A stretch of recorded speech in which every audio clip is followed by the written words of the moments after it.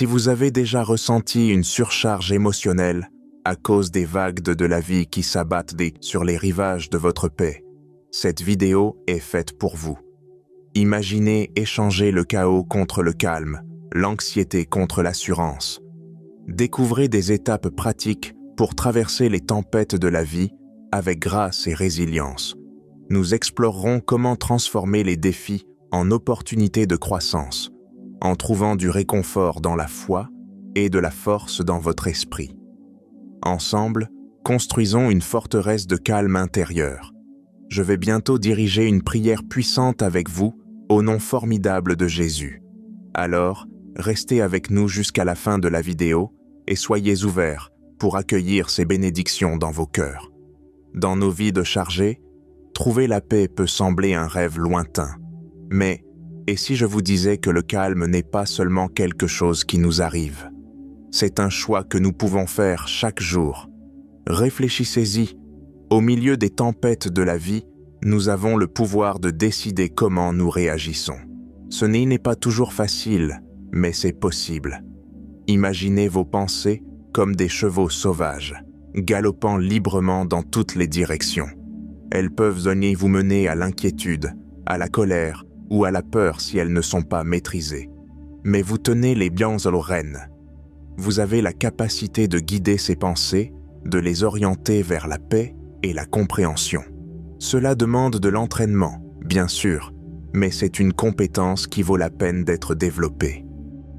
Dans Philippiens 4, verset 8, nous sommes encouragés à nous concentrer sur ce qui est vrai, honorable et digne de louange. C'est plus facile à dire qu'à faire, n'est-ce pas? Mais c'est un rappel puissant que nous pouvons choisir ce sur quoi nous nous attardons. Lorsque nous remplissons notre esprit de bonnes choses, il devient plus facile de maintenir ce calme intérieur, même lorsque le monde autour de nous est chaotique. La vérité était que cultiver le calme est un engagement quotidien. Il ne s'agit pas de ne jamais se sentir stressé ou en colère. Nous sommes humains après tout. Il s'agit de faire une décision consciente, moment après moment, de revenir à un lieu de paix. Certains jours seront plus difficiles que d'autres, et c'est bien ainsi. L'important est de continuer à essayer.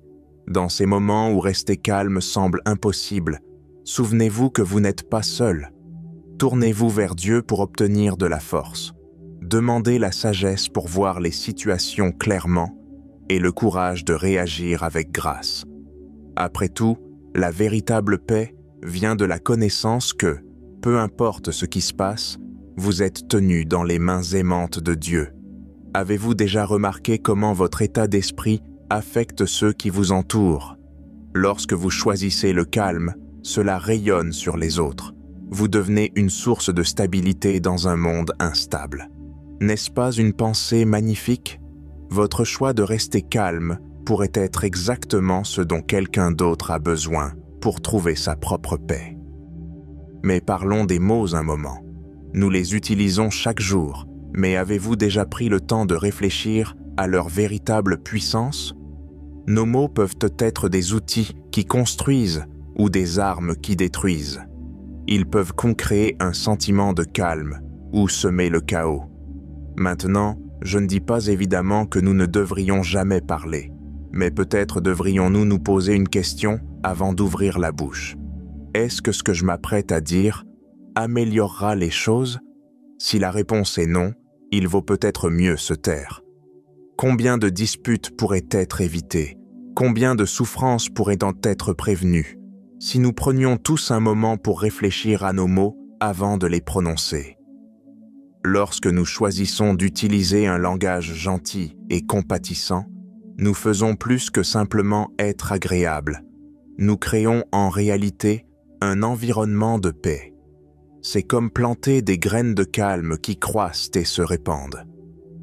Avez-vous déjà été dans une situation tendue où quelqu'un a parlé avec douceur et compréhension? Cela peut changer complètement l'ambiance, n'est-ce pas? C'est le pouvoir des mots guérisseurs. Il y a une histoire dans la Bible qui montre à quel point les mots peuvent être puissants. Elle se trouve dans Matthieu 8.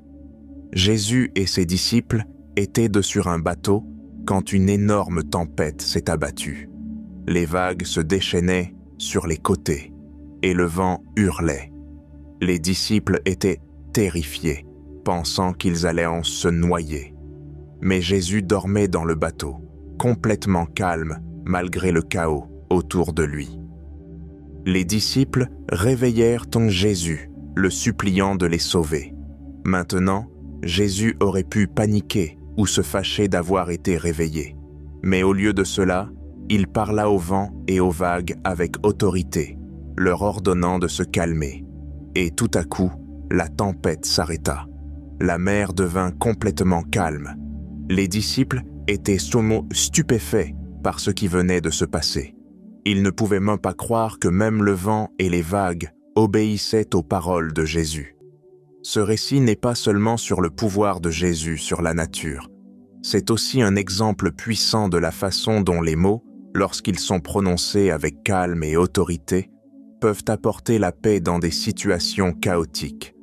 Maintenant, je ne dis pas que nous pouvons contrôler la météo avec nos mots, mais nous avons le pouvoir de calmer les tempêtes dans nos relations et dans nos propres cœurs en choisissant nos mots avec soin. Proverbe 15, verset 1, dit qu'une réponse douce détourne la colère, mais des paroles dures attisent davantage la colère. Et n'est-ce pas vrai? Lorsque quelqu'un nous parle durement, notre réaction naturelle est de nous défendre et de riposter. Mais un mot doux peut désamorcer cette tension et créer de l'espace pour la compréhension. Les mots que nous choisissons n'affectent pas seulement les autres, ils nous affectent aussi. Lorsque nous prenons l'habitude de parler calmement et gentiment, cela nous transforme de l'intérieur. Cela renforce nos relations, construit la confiance et aide à créer cette paix intérieure que nous recherchons tous.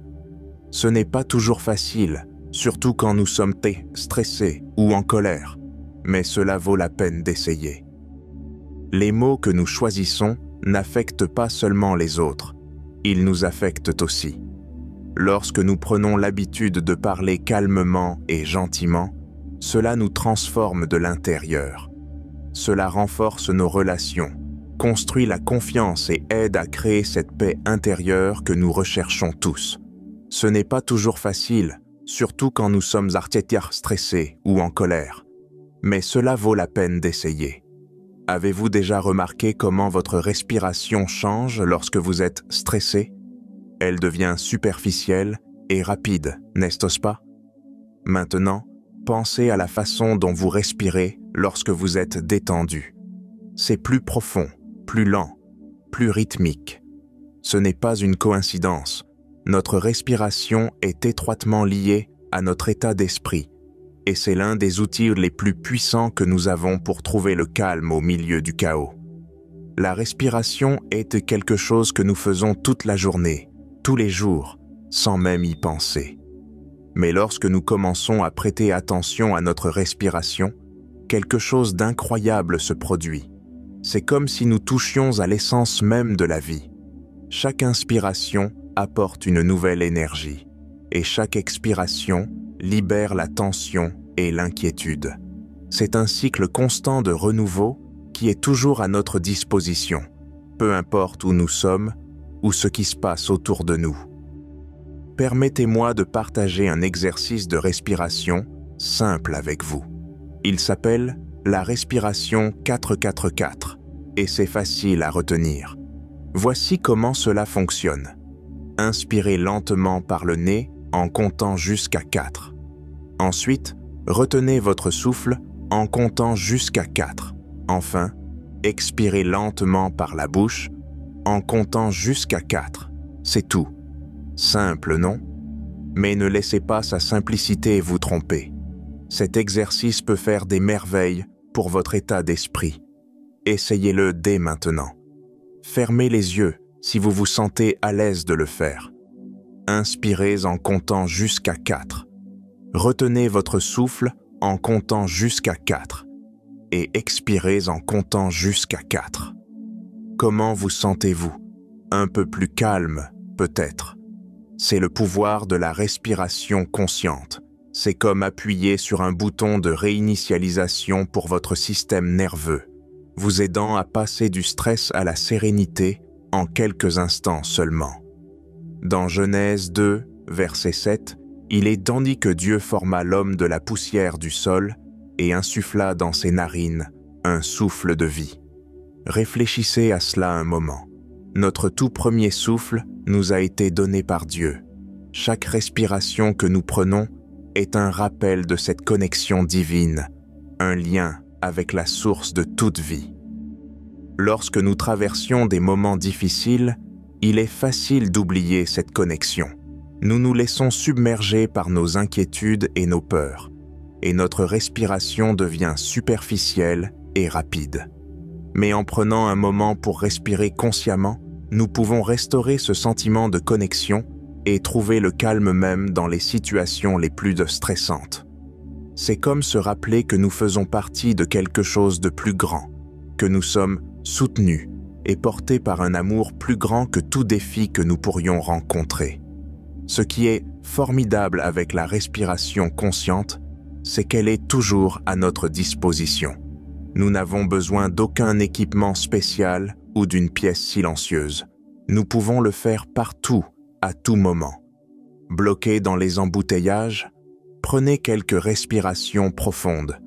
Vous vous sentez accablé au travail. Faites une pause pour respirer consciemment. Vous avez une conversation difficile? N'oubliez pas de respirer. C'est un moyen simple mais puissant de rester ancré et centré, peu importe ce que la vie nous réserve. Voyons maintenant une autre technique. Avez-vous déjà dit quelque chose sur le coup de l'émotion et l'avez immédiatement regretté? Ou pris une décision rapide que vous souhaiteriez pouvoir annuler plus tard? Nous y avons tous été confrontés. Mais, et si je vous disais qu'il existe un outil simple qui pourrait vous aider à éviter ces situations? Cela s'appelle la pause consciente, et c'est plus puissant que vous ne le pensez. Une pause consciente est cet espace bref entre un événement et notre réaction à celui-ci. Elle peut durer seulement 1 ou 2 secondes, mais dans ce court instant, nous avons la chance de choisir comment nous voulons réagir.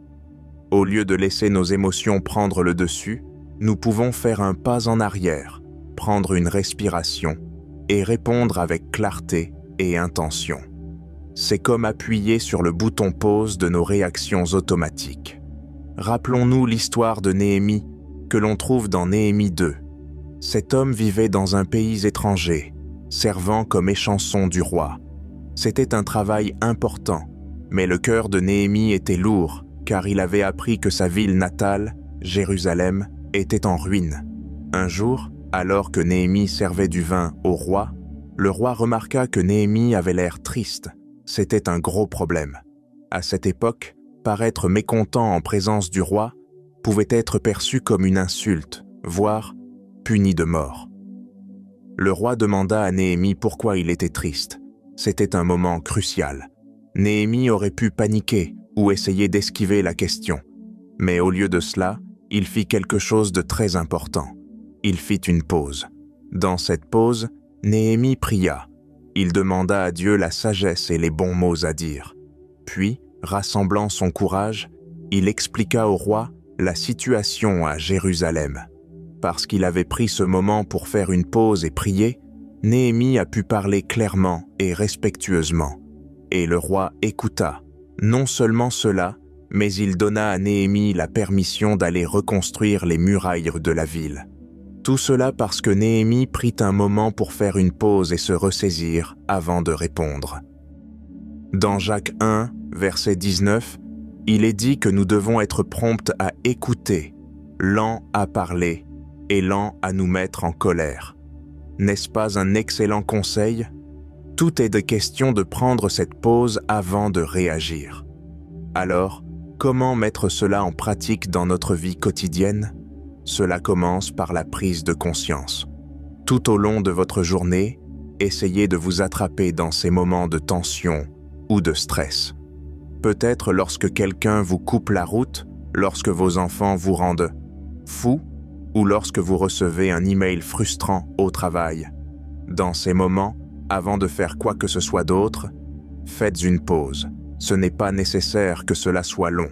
Même quelques secondes peuvent faire une grande différence. Pendant cette pause, prenez une profonde inspiration. Remarquez comment vous vous sentez. Êtes-vous en colère, frustré, effrayé?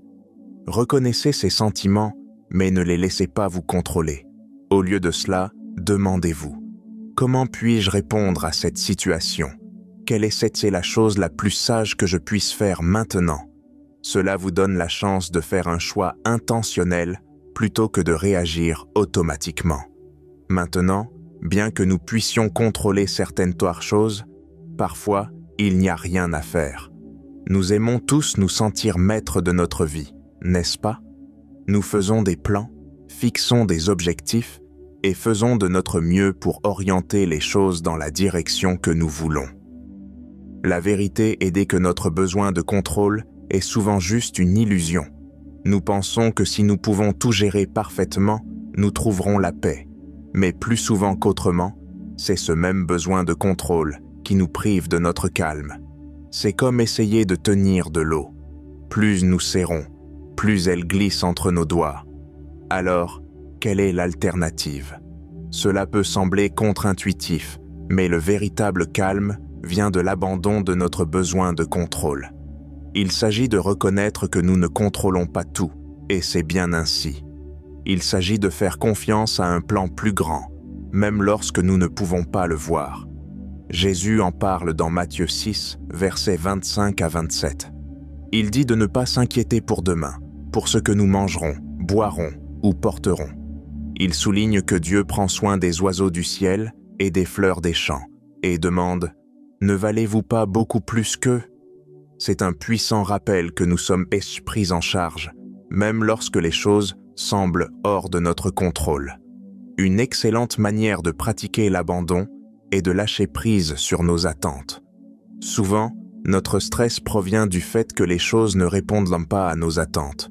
Mais que se passerait-il si nous pouvions maintenir ces attentes de manière plus lâche?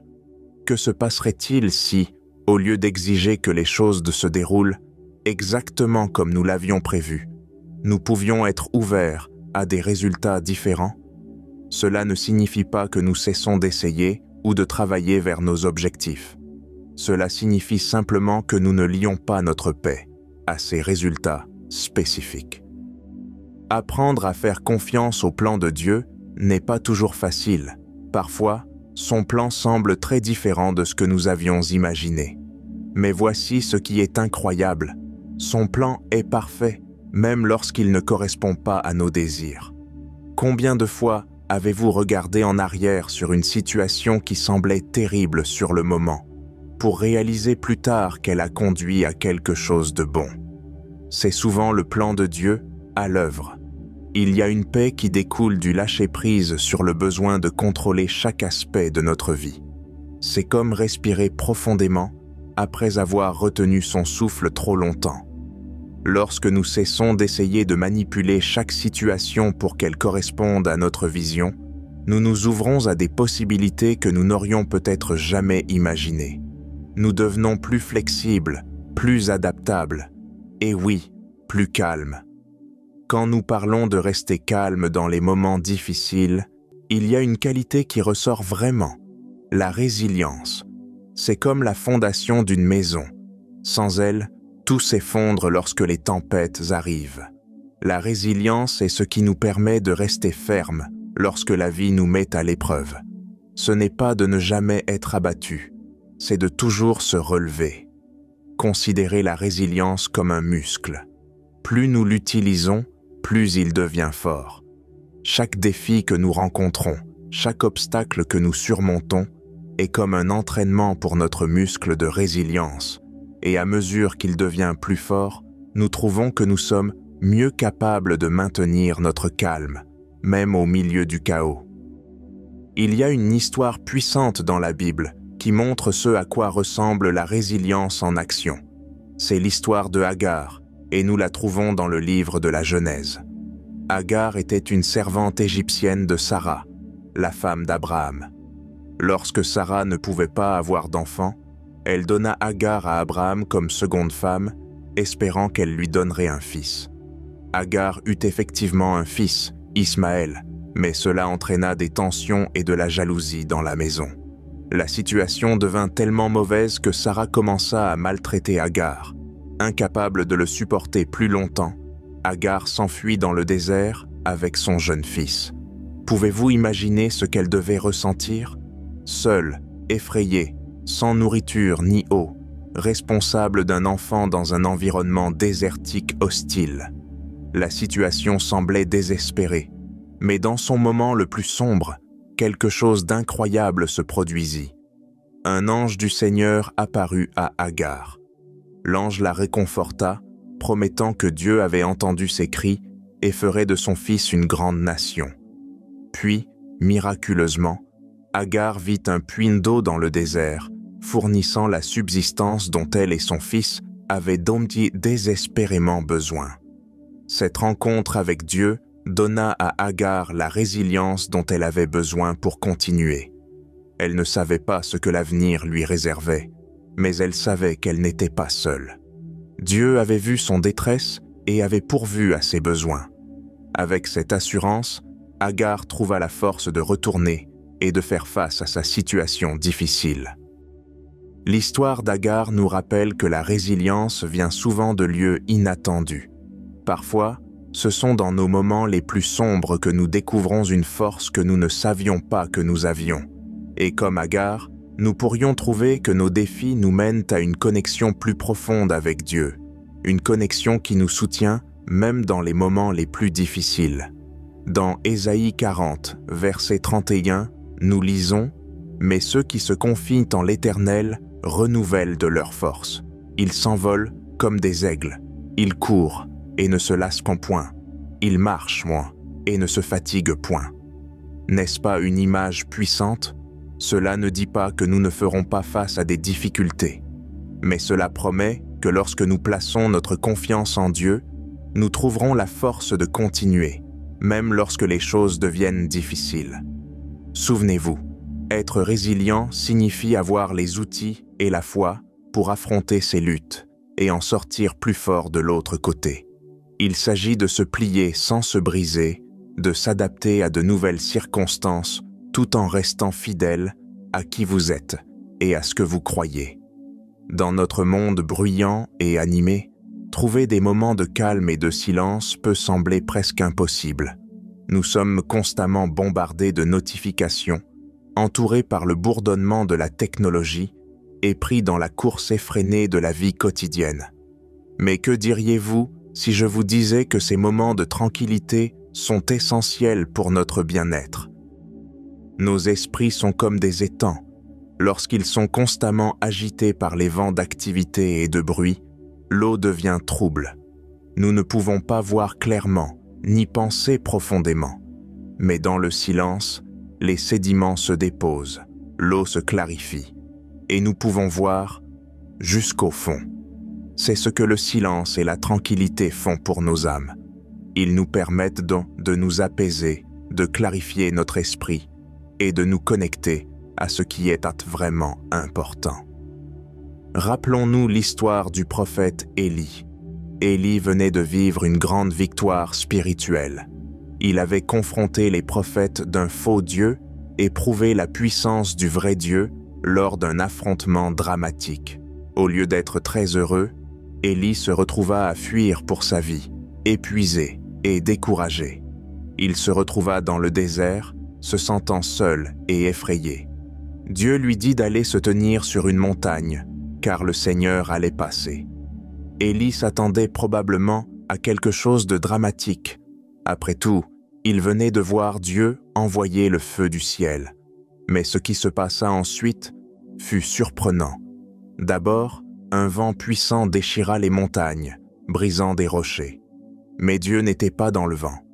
Ensuite, un tremblement de terre secoua le sol sous les pieds d'Élie. Mais Dieu n'était pas dans le tremblement de terre non plus. Ensuite, un feu éclata. Mais encore une fois, Dieu n'était pas dans le feu. Enfin, après toutes ces manifestations dramatiques, il y eut un murmure doux et léger. Et dans ce murmure silencieux et doux, Élie rencontra Dieu. Ce récit nous enseigne quelque chose de profond sur la tranquillité et le silence. Parfois, nous pensons que nous avons besoin de grandes expériences dramatiques pour nous connecter à Dieu ou trouver la paix. Mais souvent, c'est dans les moments de calme que nous entendons sa voix le plus clairement. C'est dans le silence que nous trouvons le calme que nous recherchons. Le psaume 46, verset 10, dit « Arrêtez et sachez que je suis Dieu ». C'est une invitation et une promesse réunies en un seul. Lorsque nous faisons de la place pour le calme dans nos vies, nous créons des opportunités pour connaître Dieu plus profondément, pour nous rappeler qui il est et qui nous sommes par rapport à lui. Alors, comment trouver ces moments de calme dans nos vies trépidantes? Cela peut sembler difficile, mais il y a des moyens simples de commencer. Une approche est de passer du temps dans la nature. Il y a quelque chose dans le fait d'être entouré par la création de Dieu qui apaise naturellement nos âmes. Cela pourrait être aussi simple que de s'asseoir dans votre jardin, de regarder les nuages passer, ou de faire une promenade tranquille dans un parc. Une autre façon de trouver le calme est à travers la musique. Pas celle qui vous fait taper du pied, mais celle qui ralentit votre rythme cardiaque et apaise votre esprit. La musique instrumentale, les sons de la nature ou les chants de louanges doux peuvent tous contribuer à créer une atmosphère de paix et de sérénité. La prière est un autre outil puissant pour trouver le calme. Et je ne parle pas de la prière où nous énumérons une liste de demandes. Je parle de celle où nous nous asseyons simplement en présence de Dieu, en nous concentrant peut-être sur un mot ou une phrase, ou juste en écoutant. Il est incroyable de voir à quel point ce type de prière silencieuse peut être régénérant. En pratiquant le calme, vous trouverez probablement qu'il devient plus facile de maintenir votre sérénité, même au milieu des tempêtes de la vie. C'est comme si vous construisiez une réserve de paix, sur laquelle vous pouvez puiser lorsque les choses deviennent difficiles. Vous entraînez votre esprit et votre âme à revenir à cet état de tranquillité, même lorsque le monde autour de vous est chaotique. Souvenez-vous, trouver le calme ne consiste pas à échapper à la vie. Il s'agit de nous équiper pour engager la vie de manière plus complète et paisible.